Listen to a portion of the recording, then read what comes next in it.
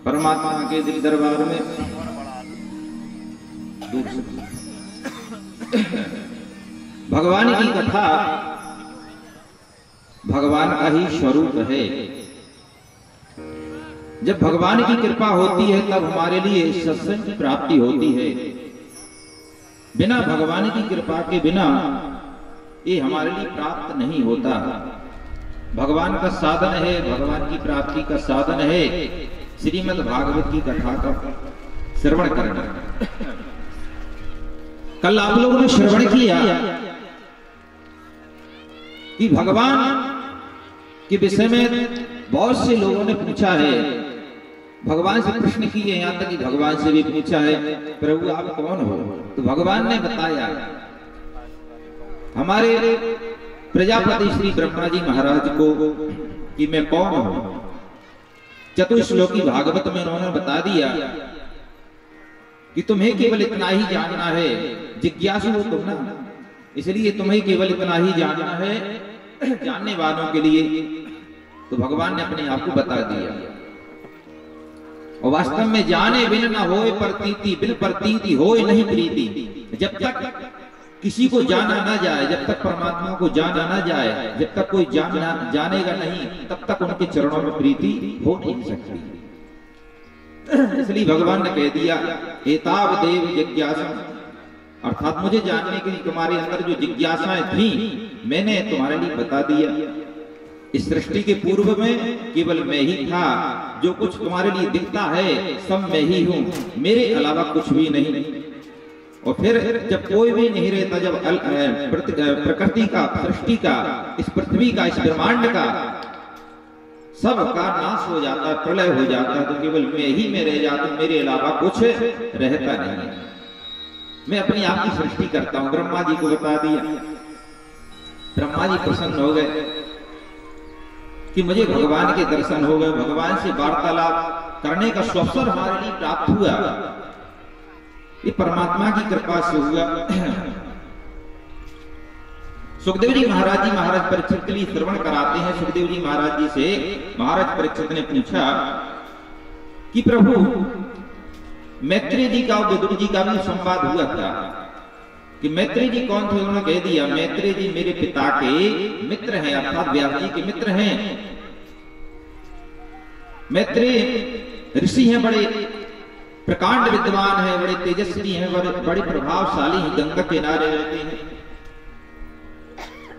विदुर जी महाराज जी हस्तिनापुर में रहते हैं, हस्तिनापुर के कौरवों के मंत्री हैं, नीति की बात करते हैं, लेकिन उनकी बात का कोई आदर नहीं करता। नीति की बात वास्तव में लोग कम स्वीकार कर पाते हैं, न्याय की बात लोग कम ही स्वीकार कर पाते हैं, सुन तो लेते हैं, लेकिन जीवन में बहुत बिरले मानव होंगे जो धारण करते हैं आप जैसे। विदुर जी महाराज जी ने नीति की बात कही। महाभारत की घटनाओं का यहां पर कुछ वर्णन है। यदा तु राजा सुसुतान साधुन कृष्णन्य धर्मेण विनष्ट दृष्टि भ्रातुर्यविष्ट सुसुतान विबंधुन प्रवेश लाक्षा भवने ददाह।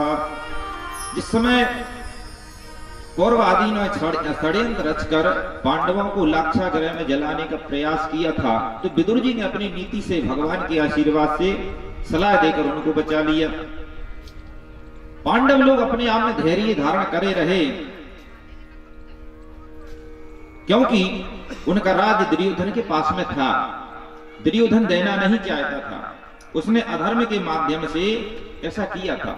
यदा सभायां कुरुदेव देव्या केशाभिमर्शं सुतकर्णगर्यं नावारयामास नृपासु साधना स्वास्त्रैर्हरन्त्या कुचकुंकुमानि नावारयामास।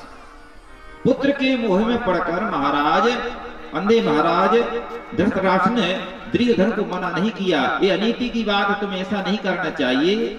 ये पुत्र वधू है, हमारे कुल की पुत्र वधू द्रौपदी, इनके लिए सभा में नहीं बुलाना चाहिए। इनका मोह प्रबल था।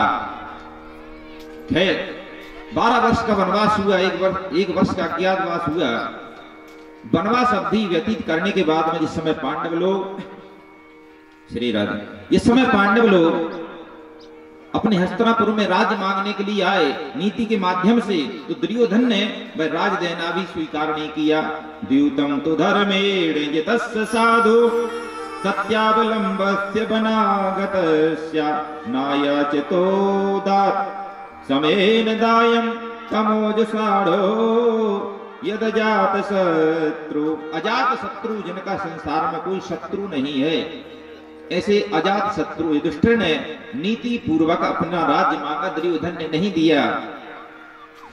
विदुर जी महाराज जी ने कहा ये तुम्हारा धर्म है, तुम्हारी शर्त के पूरे के अनुसार पांडवों ने वह वनवास व्यतीत किया है, अब तुम्हें राज लौटा देना चाहिए।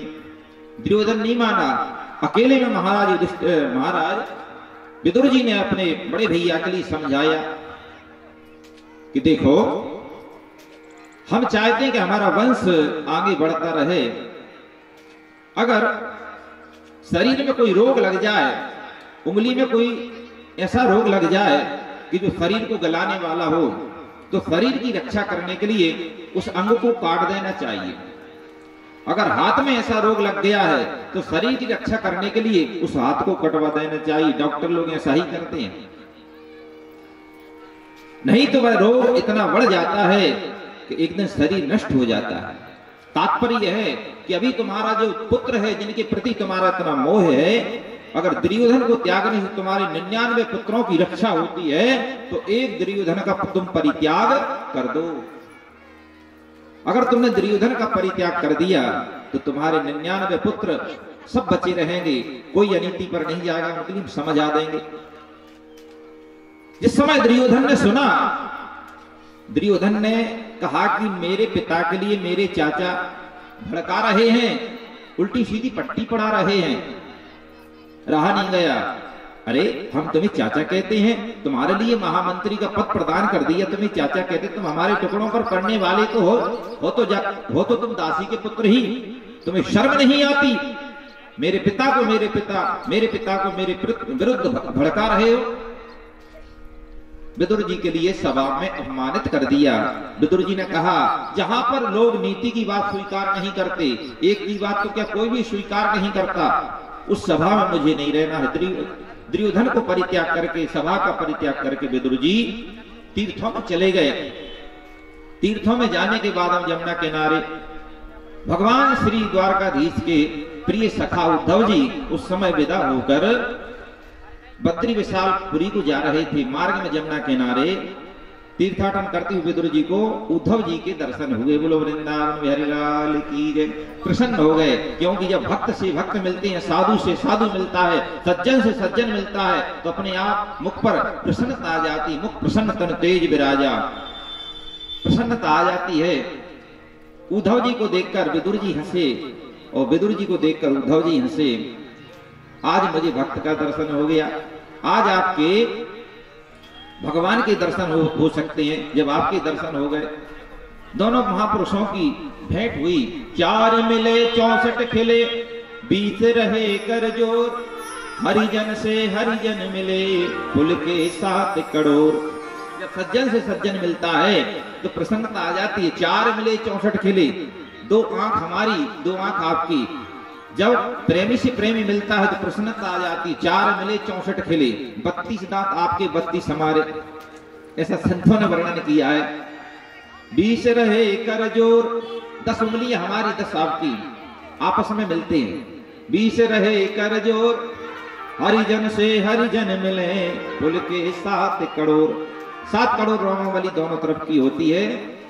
एक शरीर में, ऐसा संतों का वर्णन है, 3.5 करोड़ की रोमावली होती है। प्रसन्नता आ जाती है जब सज्जन से सज्जन मिलता। अपना कोई आत्मीय बंधु जो बहुत दूर चला गया था, जिसकी याद में तड़प तड़प कर दिन रात गुजारे, वह अचानक मिल जाए, इतनी प्रसन्नता होती है। वाणी पर अवरुद्ध हो जाता है, मुखकंठ अवरुद्ध हो जाता है, आंखों से अश्रु धारा प्रवाहित होने लगती है।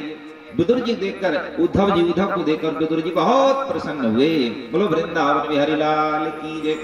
भगवान के विषय में पूछा, भगवान कैसे हैं, भगवान कैसे हैं? उद्धव जी की आंखों में आंसू आ गए। पूरा महाभारत सुना दिया। सभी पांडव जीवित हैं भगवान की कृपा से, लेकिन भगवान अपनी लीला पूरी करने के बाद में गोलोक धाम को चले गए। भगवान के विरह में मुझे अच्छा नहीं लगा। मुझे आज्ञा हुई, हे उद्धव, तुम मेरी पावड़ी लेकर तुम बद्री विशाल में जाकर नर नारायण की पूजा करो, वहां पर मेरे दर्शन करो, मेरा सानिध्य पाओगे तुम। इसलिए उनकी आज्ञा के अनुसार मैं आ रहा हूं। राम कथा में भगवान श्री राम की आज्ञा से भैया भरत ने चित्रकूट से भगवान की पादुका लाए, भगवान की आज्ञा से राज्य किया। प्रभु कर कृपा पावरी दीनी, सादर शीस भरत रख लीनी। भगवान की कृपा से पावड़ी मिली। द्वारकाधीश भगवान श्री कृष्ण ने अपनी पावड़ी उद्धव जी को दी। उद्धव जी बद्री विशाल में गए, जाते जाते कह गए, भगवान बहुत सुंदर थे, इतने सुंदर थे, लेकिन भगवान चले गए। इतने सुंदर थे।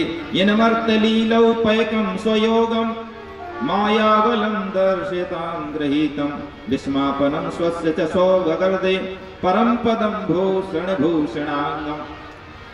भगवान के अंगों पर आकर जिस समय भगवान नटवर नागर कृष्ण कन्हैया बांके बिहारी, छैल बिहारी दामोदर गिरधारी बांके बिहारी जिस समय छोटे छोटे रूम में थे, छोटे छोटे घुटघुट से डोलते थे, उनके अंगों की मैया सेवा सुश्रुभा करती थी।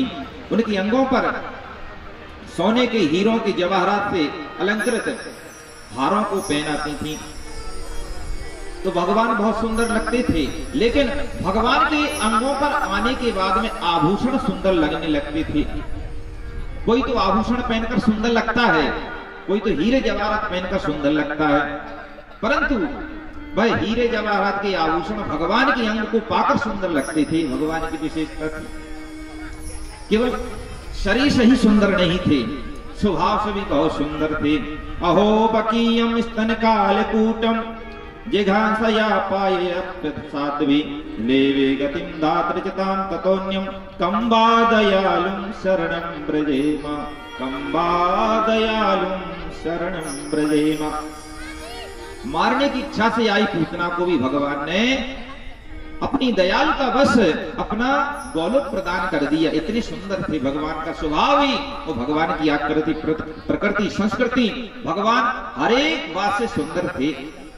उन भगवान की याद में मैं कहां जाऊं, क्या कहूं। भगवान ने मुझे याद किया। उद्धव जी ने कहा, भगवान का ऐसा सुंदर शरीर, भगवान की ऐसी सुंदर आकृति, सुंदर व्यवहार, अरे विदुर जी, भगवान ने जाते जाते आपको याद किया था कि मैंने सब कुछ दिया, लेकिन विदुर को कुछ नहीं दे पाया, विदुर को कुछ नहीं दे पाया। हे उद्धव, अगर तुम्हें कहीं मार्ग में वन प्रांत एकांत में तीर्थाटन करते हुए धाम में तीर्थ में अगर कहीं विदुर जी का दर्शन हो जाए तो इतना कह देना, मैत्री जी के पास में चले जाओ, गंगा के किनारे, वहां पर तुम्हें मैत्री के साथ में मेरी भागवत का महत्व सुनने को मिल जाएगा, श्रीमद् भागवत की कथा तुम्हारे लिए सुनने को मिल जाएगी।